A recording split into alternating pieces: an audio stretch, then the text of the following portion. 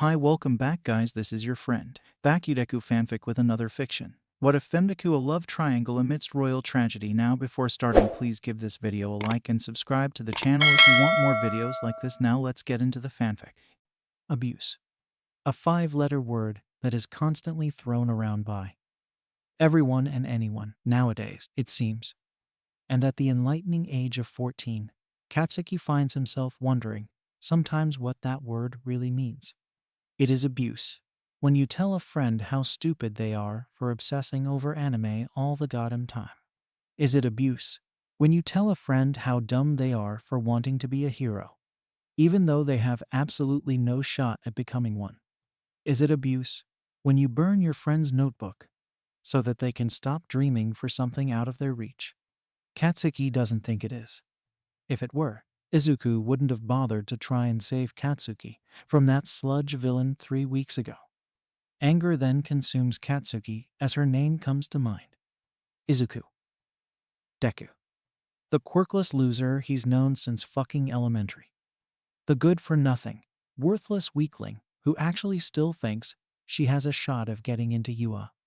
And yet, despite how crazy she drives him, and despite how he wants more than anything for everyone at their middle school to believe that Katsuki wants Izuku dead, deep down, he still views Izuku as a friend. It's why he hasn't honest-to-God killed her already. Now, don't misunderstand. There's no deeper meaning behind that sentiment. To Katsuki, Izuku is stuck in the friend zone, and she always will be. He's not going to explain why. Just look at her. She's a colossal wreck of an individual. She has the most insane hobbies and dreams, and while she may have good grades, she has such a complete disregard for how reality works and operates, that it's a literal miracle she hasn't died yet. Whether it be death from depression, or by getting killed by Katsuki himself. His fists ball, and he shakes his head. Who is he kidding?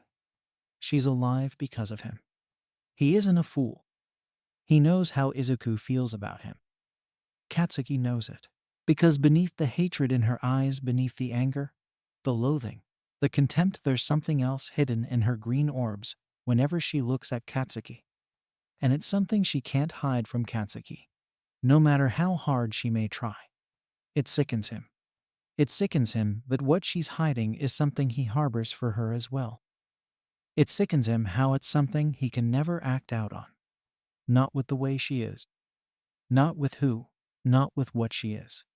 A quirkless nothing. Izuku admires Katsuki. It takes a certain kind of stupid not to see that. It's sickening. She admires a person who treats her like utter shit, who's treated her like utter shit since day one, and who will continue to treat her like shit as long she's still fucking alive. And it sickens him. And frankly, Katsuki wouldn't give a fuck about Izuku's admiration for him. Wait. What is saying? He doesn't give a fuck. But her wide eyes and voluptuous figure do get distracting every now and then.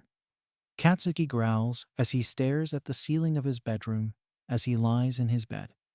Who is he kidding? They're all what distract him from focusing on his fucking studies. Too often, he's imagined kissing her senseless. Too often, he's imagined her lips against his. Too often, he's wanted her body to just melt into his. He craves her. He craves her so fucking much. But with how she is, and how she'll forever be, he can't have her. It wouldn't be right. What? Did you just say that you have a crush on Todoroki-kun, Izuku-chan?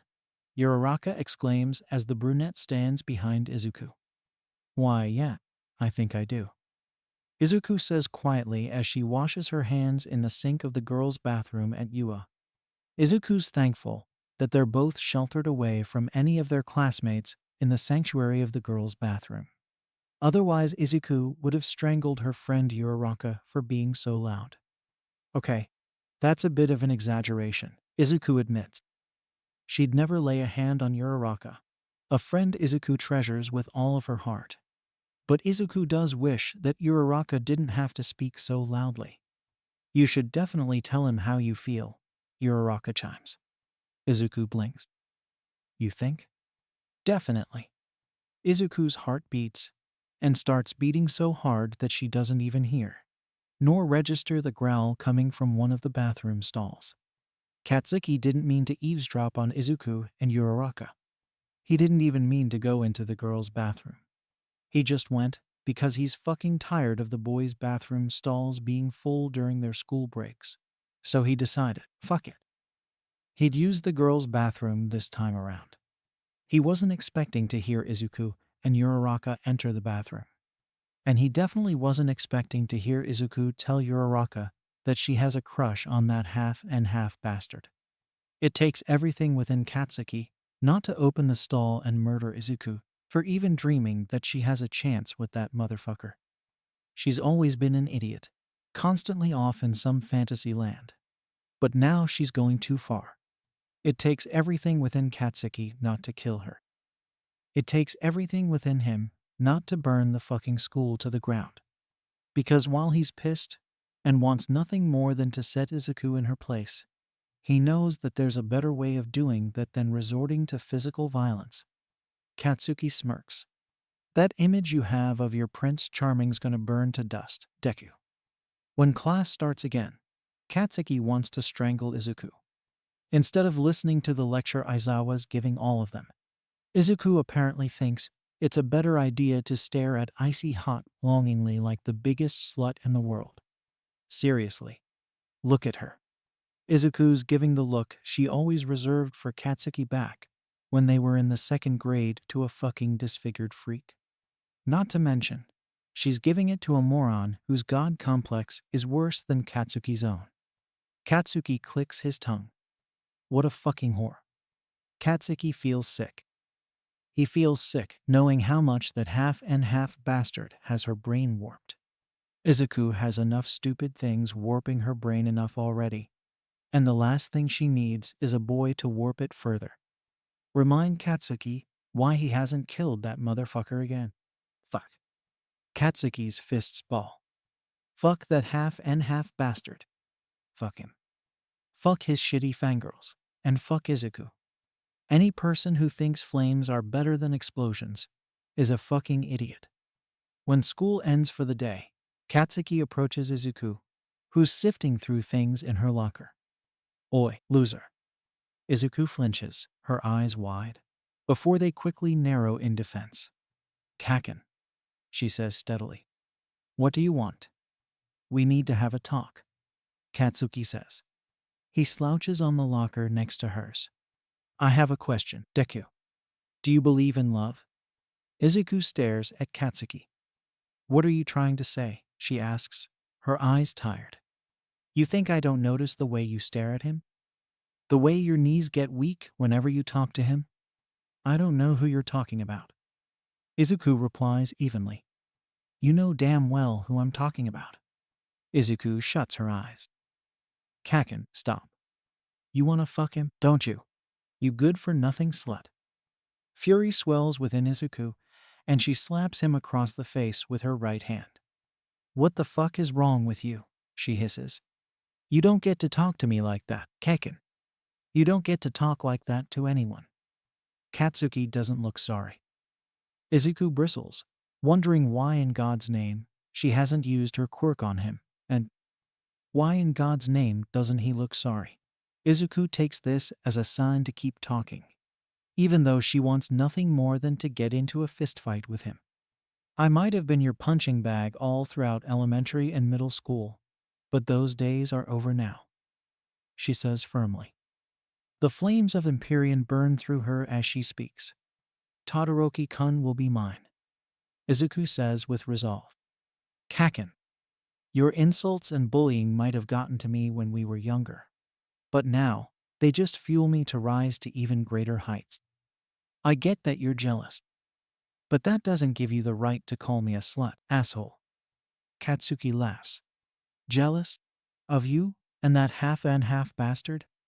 You actually think that I'm jealous? Izuku's eyes burn with conviction. I don't think you are. I know you are. Katsuki's eyes darken, but Izuku doesn't look away from them. She doesn't look away from his red, evil eyes. not even as she closes and locks her locker. TCH? Katsuki clicks his tongue, turns away, and starts walking in the opposite direction. Do what you want, Deku. Be a fucking whore for all I care. Against her will, the power of one for all activates. Its power pulsates through her entire body. Call me a whore one more time, she snarls. Katsuki ignores her and keeps walking away from her. Izuku grits her teeth as she watches Katsuki walk away from her, even though she wants to put Katsuki in his place. More than anything, memories from their youth come flooding back, memories of the days when he was her friend. All the way back in the fucking 2nd grade, come flooding back, and she weeps. She just can't fight him. She still remembers the boy he used to be. Damn it, she yells, tears streaming down her cheeks as she wraps herself in a tight embrace. One for all still refuses to deactivate, and it sends her emotions into overdrive. Damn it, damn it. She sinks to her knees, grits her teeth, clutches her chest tightly, and cries. Just like that day, that moment, when All Might told her she could become a hero. It's fucked up how she's associating that moment with something like this. Fuck Katsuki. Fuck him. Izuku doesn't remember the last time she sat down on a bench in a park to cry. And she doesn't remember the last time she's cried this hard over another person's words. You wanna fuck him, don't you? You good-for-nothing slut. Katsuki's words replay her in her mind. You're so cruel, Kaken. So cruel. She thinks to herself miserably. She hates Katsuki. She hates him so much for how cruel he can be. She hates how the boy she once loved more than life itself treats her like a nothing. She hates how even though Katsuki treats her like dirt, she still looks up at him, still wants to be like him. She hates him. She hates everything about him. His voice, his hair, his eyes. She hates all of it. Midoriya? Izuku freezes the second she hears that voice. It's her prince. Are you all right? Izuku swallows hard and tries to swallow the influx of the tears that want to keep spilling from her eyes. It doesn't work, but at least her lowered head has her bangs do a semi-decent job of concealing her expression. Hi, Todoroki-kun, she says quietly. Sorry, you have to see me like this. I just... Without asking, her prince sits on the bench next to her. Izuku can't look at him. She can't look at him because she's such a mess, such a blubbering, gross, weak mess that... Do you want to talk about it? Todoroki asks gently. It really takes everything within Izuku not to hug her crush and nuzzle her face against his neck. She sniffles and inwardly shakes her head. Even though she's sad and feels terrible and awful, she's not going to give in to temptation. No matter what. Determination prompts her to find the will to speak more coherently. My feelings got hurt really badly by someone who used to mean the world to me. She brushes her tears and sighs. I'm used to it, though. I see, Todoroki says. Izuku's green eyes then focus their attention onto the sunset that colors their vast sky. Orange is such a pretty color. It sets their city aglow. Autumn is pretty. It's a season rich with meaning. It's a season that steals the sultry heat of the summer sun, just like Shoto. Hey, Todoroki-kun, Izuku asks. Do you believe in love? Yeah, I do. The sunset never ceases to be beautiful. Todoroki's sudden death shakes everyone at Yua. The manner of death, even more so. He was killed protecting Izuku from one of the members of the League of Villains. She still remembers how quick Todoroki was to dart in front of her and take the blow meant for her. She still remembers how she held Todoroki in her arms as he bled to death. She still remembers all the blood. She still remembers all the red. She still remembers how Katsuki, Uraraka, Kirishima, and Kaminari then arrived to the scene to help. She still remembers how Katsuki murdered the villain right before her eyes. There were so many screams that day.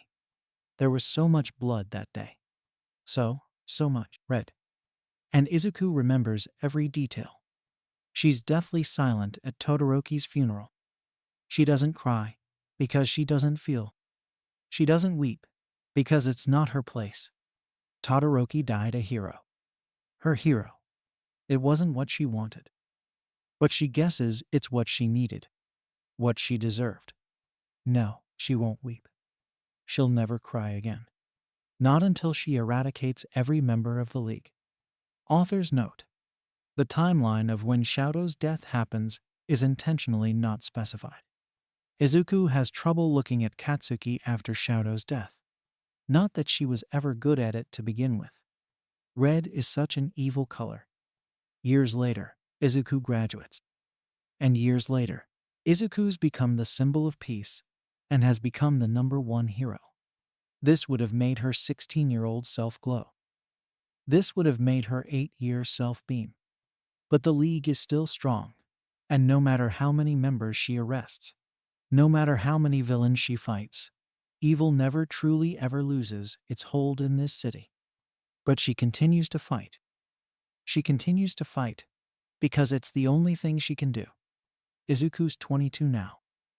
It's Valentine's Day, and instead of spending it with someone special, she spends it running errands. The last of her errands for the day involve her going to the grocery store, and it's there where Izuku realizes how much the color red drives her insane. She can't look at it. She can't look at it without thinking of Todoroki. She can't look at it without thinking of Katsuki's eyes. It's such an evil color. She feels better once she leaves the grocery store and hopes that when she gets home, she can just forget about the color red altogether. She doesn't. The older Izuku gets, the more she realizes how much she likes oranges. They're not as good as candy or chocolate, but they're good for you. The older Izuku gets, the more she realizes how much she loves autumn. The crime rate is surprisingly low during this season. And the older she gets, the more she realizes how much she misses Todoroki. It's summer. It's on a bright summer day when Izuku, now 24 years of age, has a breakdown and sobs. And she's standing alone in one of UA's empty classrooms when it happens. She hates summer so much. She hates how high the crime rate has become during this season. A season when adults, teenagers, and children are meant to just enjoy life. It's so cruel. It's so unfair. It's so evil. Deku. Izuku shudders. She knows that voice. She slowly turns around. Katsuki stands in the doorway. Izuku grits her teeth. Kaken, she says coolly. What do you want? Why are you crying? Katsuki asks. And what are you doing? Crying alone in this classroom. That's none of your concern, Izuku replies sharply, her fists balling. Katsuki has absolutely no reason to be here. No right to know why she's crying. Katsuki rolls his eyes. Right. Well, anyway, next time you decide to cry somewhere where I can actually find you. He starts rummaging through a large green bag he's brought with him.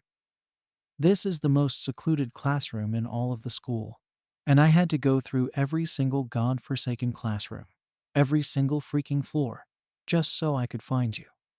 Izuku's knees get weak. Why? She asks. Katsuki pulls out Izuku's hero costume from his bag and holds it up vertically in front of him with both of his hands. Izuku breathes. My costume. It's repaired. Izuku shakes her head. Doesn't it normally take the repair department at least a couple days to repair costumes? Well, yeah, Katsuki says as he puts the costume back in the bag. He then walks over to Izuku and hands her the bag. But seeing as the repair department's turned to shit ever since May died, it would have probably taken them more than a week to fix it. And seeing as you're the #1 hero now, no one can afford to wait that long for you to get back to work. So I decided to repair it myself. He pauses. I even added some upgrades here and there, he adds at last. Izuku keeps staring at him, lost for words. Katsuki blinks. She's staring at him like she expects him to say more. So he speaks. You know better than anyone that crime is worse than it's ever been in this country right now. So it's important for you to have your costume back. He pauses. People need you, the symbol of peace, to get back to work as soon as possible. She keeps eyeing him watchfully. What's her deal? Katsuki thinks to himself, puzzled. You have no idea how many hero costumes the repair department needs to fix daily as a result of the villain crisis the country's in right now. He continues, irked and confused by Izuku's behavior. He then let out an exasperated moan. You'd also think that they'd prioritize fixing your costume first, seeing as you're the symbol of peace. But I guess that's what happens when you have an idiot like Kirishima running the repair department. An idiot who sucks at organization, and who doesn't even know how to tie his own shoelaces. He pauses again, then deadpans. That's not even an exaggeration. He literally doesn't. Izuku keeps staring at him. Holy hell, what does this woman want from him? What else is Katsuki supposed to say? It wasn't that hard to convince them to give me the chance to repair the costume. Their hands are full, and they needed all the help they could get. Katsuki scratches the back of his neck sheepishly. And I'm not going to become head of the repair department, if that's what you want from me. Katsuki says. I know I ripped on Kirishima just now for being incompetent, but truthfully, if I were head of the repair department, I'd probably be worse at managing things than he is. Izuku then speaks up. Why, she says. Katsuki blinks. Huh? Why, she repeats. Izuku slowly walks towards Katsuki. Why would you do this for me, Kaken? Katsuki furrows his brow in confusion. It all happens too fast. Way too fast. Izuku drops Katsuki's bag, runs over to Katsuki, grabs him by his shoulders with both of her hands, and presses her lips against his. Astonished, Katsuki grabs her shoulders and pries her off of him, his eyes wide. Deku, what the fuck? Shut the fuck up, Izuku growls, and she pushes him against the wall. A feat she could only accomplish using her quirk. Just shut the fuck up. Deku, what's gotten into you? Shut up, she hisses. Shut up. Shut up. Shut up. Shut up. Shut up. She looks up at him, tears streaming down her cheeks. I hate you, Kaken, she cries out. I hate everything about you. Katsuki can only stare at her with his eyes wide, shocked. A blush surfaces. Deku. She kisses him again, only this time, Katsuki reciprocates the kiss furiously. Years of pent-up emotions release, culminate, and reach their breaking point. And once Izuku deactivates her quirk, he switches their positions so that he's the one pressing Izuku against the wall. His tongue relentlessly clashes with Izuku's, even as they both slowly sink to the floor. Kaken. Izuku moans between their kiss. Katsuki groans. The way she still calls Katsuki his nickname, even after all these years, is fucking adorable. She's adorable. Everything about her is adorable and perfect. Her voice, her hopelessly short hair, her figure, her heart. Katsuki pulls away from their kiss. Deku, stop it. We have to stop it. Izuku looks shattered. Why? Katsuki looks at the ground, cheeks flushed. Because we're not even married. He tries weakly. Seriously, that's his excuse. He thinks to himself in annoyance. I'm sorry, I can't do this. Katsuki says as he slowly tries to stand up. Kaken, she wails. And before they both know it, he's back on his knees, back on the floor kissing her again. Katsuki can't fucking help it. Izuku is his, has always been his, and even though she might have had some silly crush on that half-and-half bastard all those years back, look at her. Look at how far she's come. She's blossomed into something beautiful. She's blossomed into someone beautiful. She's blossomed into beauty itself. And Katsuki can't call himself a man if he doesn't give her what she needs. He feels high. He feels fucking lit. Passion rushes through his core as his tongue fiercely brawls with Izuku's, his cheeks flushed. He's never done this with someone before, but he knows that whatever he's doing it right. After their tongues play with one another for a good minute or two, Katsuki and Izuku both pull away from each other to catch some air. After 3 long gasps, Izuku speaks. Kaken. Kaken. She wraps her arms around his back and pulls him close. Fuck me. Please, she says. Katsuki shivers. Fuck, Deku. You're breaking my balls here. He replies huskily. A smirk grazes his features. You're going to have to do more than that. He murmurs into her ear. Izuku starts leaving peck after peck on the left side of his neck. Kaken, please, fuck me, she whispers. Look at me, Deku. Katsuki breathes. It's a simple statement at first glance. It's as simple as a statement can get. But it's one that causes Izuku's pecs to cease, causes her brain to go haywire, and she freezes. What's wrong? Katsuki asks. A vision. An image. No. A memory of Todoroki comes to mind, and suddenly Izuku feels sick. Suddenly, she feels betrayed. And suddenly, Izuku feels evil. Deku, talk to me. Katsuki tries. But she can't. She can't. Because that would mean she would have to look at Katsuki. That would mean she would have to look into Katsuki's eyes. And she can't. She just fucking can't. Because whenever she sees Katsuki's red eyes, she sees shadow. Whenever she sees Katsuki's red eyes, all she sees is that lonely, gentle boy who was abused by his father. Whenever she sees Katsuki's red eyes, she sees her prince's body cradled in her arms as he bled to death. She begins to tremble. She still remembers the way Todoroki died. There was so much blood, so much red. She still remembers all the therapy sessions she had to go to after his death. She still remembers all the medication she had to take for years on end. She starts to shake. Her face reddens. Whenever she sees Katsuki's red eyes, her soul bleeds. Whenever she talks to Katsuki, her heart dies. The person she seeks isn't Katsuki, but the man she deserves is him. Katsuki's red eyes have always been so beautiful to Izuku. She's always loved them. Because she's fucking pathetic. Kaken, I hate you, she cries. I hate you so much. Her words don't align with her actions in the slightest. They never have, really. Izuku kisses him again. Katsuki hisses, cups her face with both of his hands and deepens the kiss. And neither take how much time passes into consideration. Eventually, their kissing ceases. It ceases because at some point, Izuku starts crying.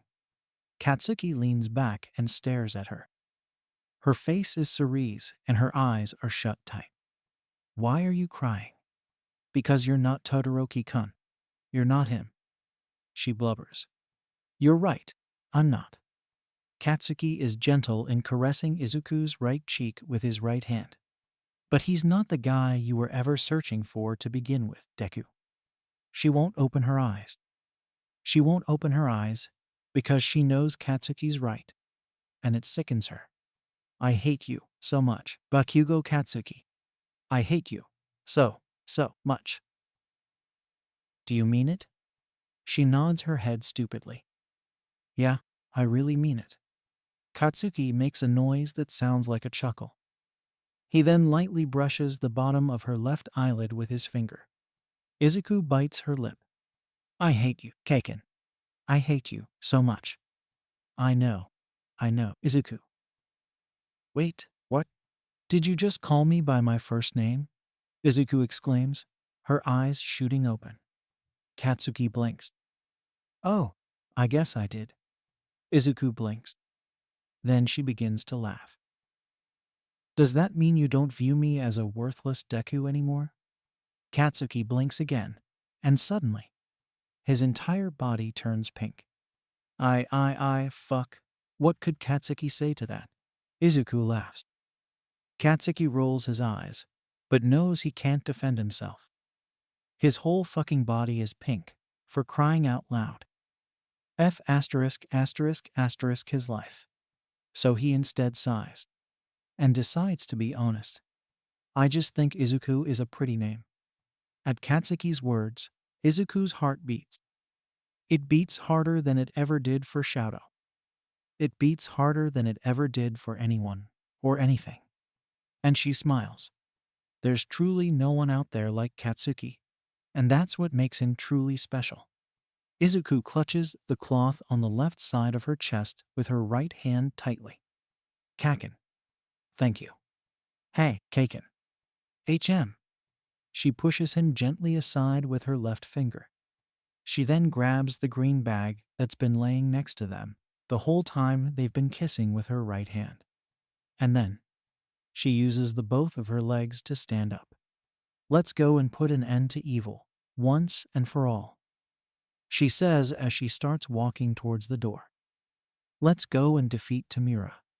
A sliver of Empyrean rushes through Katsuki's heart, and he sighs. He stands up and follows suit. Whatever you say, number 1. The sun is bright today. Author's note. This is technically the final chapter of this story. There's more I've written with this piece in mind, which I may post.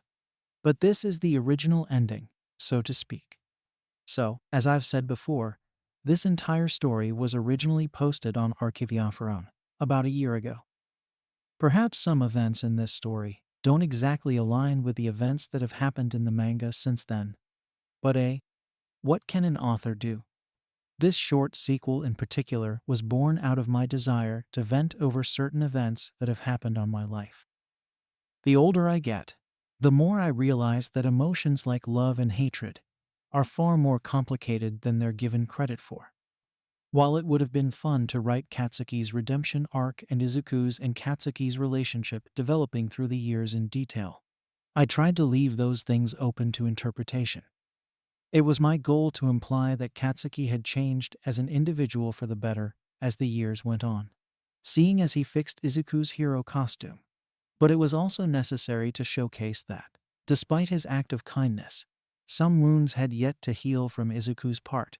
How their relationship developed throughout the years prior to the events of this chapter is kind of meant to be vague and unclear. I like to think that's the beauty of it. It's really open to your guys' interpretation.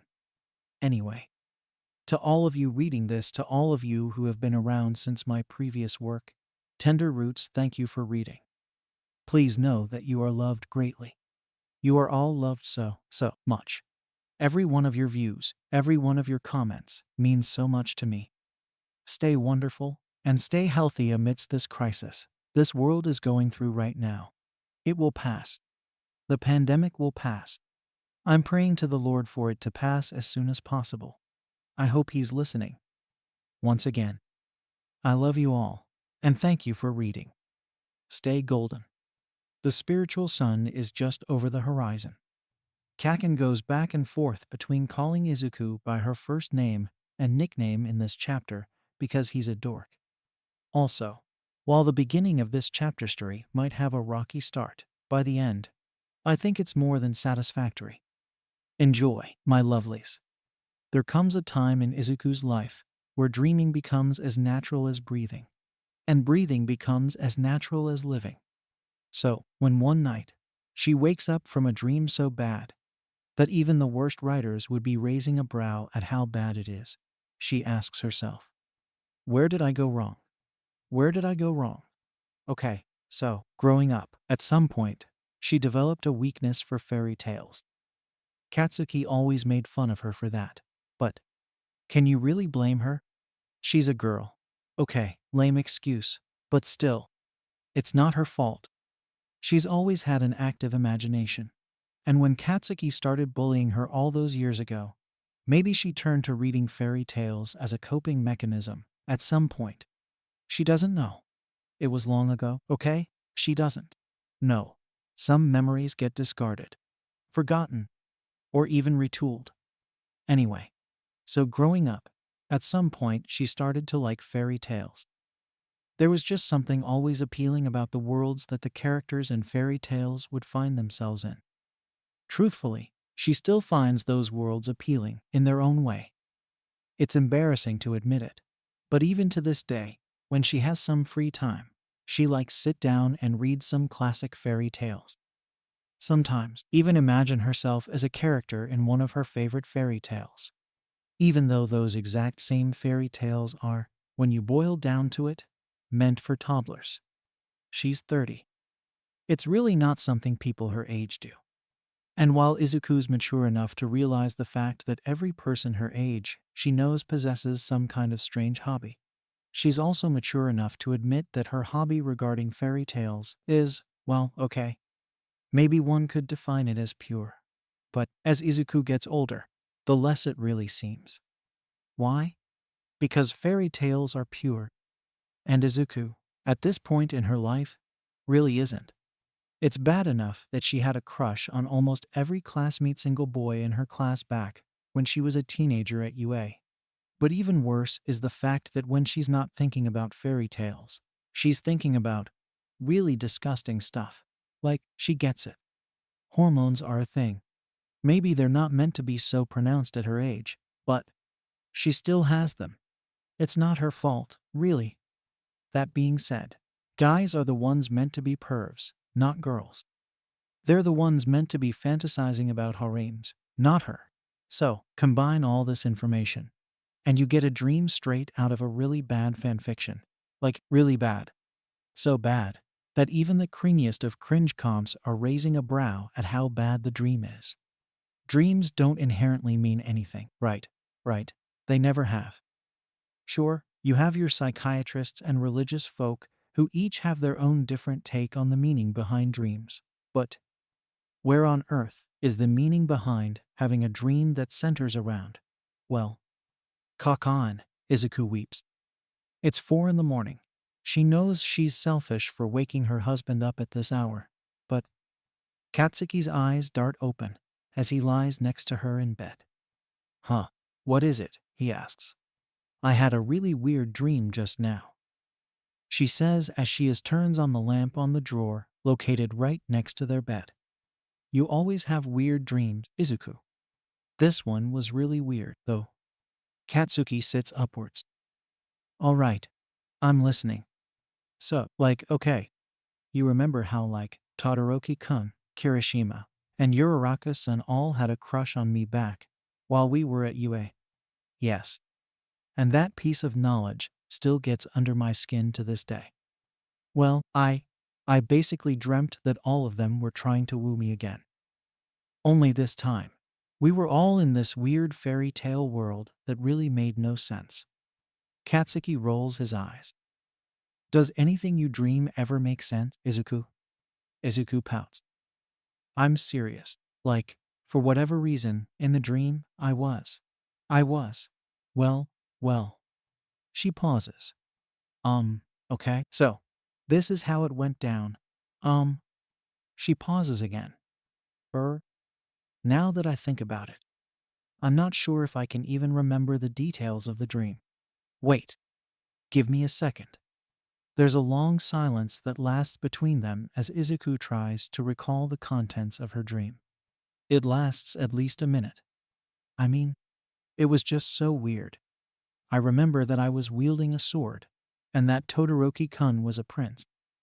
I also remember that Uraraka-san was wielding a sword, too. She looked really cute in the dream. And, I don't really remember what Kirishima was supposed to be in the dream, but he was there. And they were all basically my love interests. And we were all basically out on a quest to save Todoroki-kun from some kind of curse. Yeah, that's what it was. There was a lot of sword fighting, action, and drama. And, somehow even religion got thrown into the mix. Christianity and Judaism, to be specific. I think there was another religion somewhere there, too. There was Plato, too, I think. She sighs. Sorry, That's all I can remember, really. Or at least, that's the only way I can word the dream so that it makes sense. Izuku's head lowers. Sorry. Katsuki smirks. You know what I was dreaming about? Katsuki starts. Izuku blinks. HM. Doing this. He folds her between thumb and forefinger. He breathes on her. He'll never get enough of the way her body freezes up whenever he touches her. Never get enough of holding her against him like this. He parts her hair, speaks into her ear. Deku. Izuku gulps. Keiken. She looks away. She always does. Her face turns red. So beautiful. The kids will hear us. She tries. Maybe we should. Too late, Katsuki whispers as he grips her chin and pulls her mouth to his. Too late, Izuku. Izuku mumbles, but doesn't protest. It's not in her nature. But tongues dance as Katsuki starts to slip off her nightgown to reveal. Wait, Izuku says abruptly as she covers her now bare chest. Katsuki's eyes narrow. Damn it, Deku, what now? I remember more of the dream now. Clarity ushers through Izuku's eyes. You were in it too. Katsuki blinks. Oh. Izuku nods, smiling. Yeah, you were in it too, she says happily. She then blushes. Crap. Sorry. I killed the mood just now, didn't I? Sorry. Izuku says again as she presses her index fingers against each other. Like, for real. Katsuki sighs. I know how you work by now, Izuku, so don't worry about it. Izuku pouts, but doesn't say anything back at first. There's a part of her that wishes that instead of overthinking things all the time, she could just, well, enjoy the moment more. The other part desperately craves a world unlike this one. Not because this one is bad, it's just, well, she wants to slap her cheeks. What is she even saying? This world. The real world, in which she lives in, is perfect. She has a husband who's been with her through thick and thin. She has friends who have been with her through thick and thin. She has 2 kids she can't get enough of, and a job doing something she loves. What more could a woman ask for? She's so selfish, now that she thinks about it. She's such a terrible wife. You're ruminating again, aren't you, Izuku? Izuku sighs. You really shouldn't have married me. Keiken, Izuku starts. I'm beautiful, Katsuki finishes. Izuku flushes. I was gonna say terrible. Izuku replies hotly. You're terribly beautiful, if you don't mind me saying. An explosion of emotions have Izuku sputtering. You're only saying that because it's late and you're probably hungry. Izuku says. You didn't eat dinner last night, so Izuku shakes her head again. What is Izuku even saying? Is she an idiot? Of course he's hungry. He didn't eat anything last night. That's why he's acting like this. That explains why. I'll go and make you something, Izuku says as she tries to get off the bed. Nah. Katsuki says. But before Izuku can retort that he's hungry, and that's why he's acting and saying things he normally doesn't. He pulls her against him, voice poison in her ear. I'm hungry, all right? But I don't think food's gonna satisfy my urges in this case. Defiantly, he cups her face with both his hands and smashes his lips against hers. Izuku shudders. She wants to pull away, wants to resist the way he's making her feel, but she's not sure she can. She feels hot beyond all measure, and the feeling only increases the more Katsuki plays with her tongue. Okay? Screw it. Her body is set on fire. She grips the front of his shirt tightly and kisses him back furiously. Katsuki growls. So that's how you want to play, huh? Katsuki hisses as he pulls away from the kiss to look at Izuku. Her eyes are shut, on the verge of tears. Her lips are pursed and plump. Fucking ready to be devoured. This time, Katsuki is merciless. He pushes her down against the sheets of their bed, cups a breast with his left hand, and ravages her mouth like nothing else in this world ever could. Like nothing else in her shitty little dreams ever can. She belongs to him. She is his. In this world and the next. Katsuki grips her breast tightly. She is his. She is his. She is his. I want you to never mention that half and half bastard again. Katsuki snarls angrily. He can't help it. He still hates that fucker, even though he's dead. And he always will, for as long as he lives. Katsuki pulls away from the kiss to look at her, but never lets go of her breast. It's his. Do I make myself clear? Izuku nods slowly. Her lips are parted and eyes are still closed. She's perfect. So beautiful. So pure. He grips her breast even tighter. But a liar nonetheless. I want you to say it. Katsuki hisses. Say it, Izuku. Say it. Izuku breathes. Say it, Izuku. Just say it already. I'm yours, she says. She wraps her arms around him. I'm yours, Kaken, she whispers. Her voice is delicious. I've always been. Katsuki snarls, cups her face, and kisses her again. Kisses her tender, beautiful lips that were made for him, that are his everything, that he's dreamed about claiming fully for himself, since the first day they met, all those years ago. Because she's his, and she reciprocates. She reciprocates, because he knows she feels the same way. Because she's his.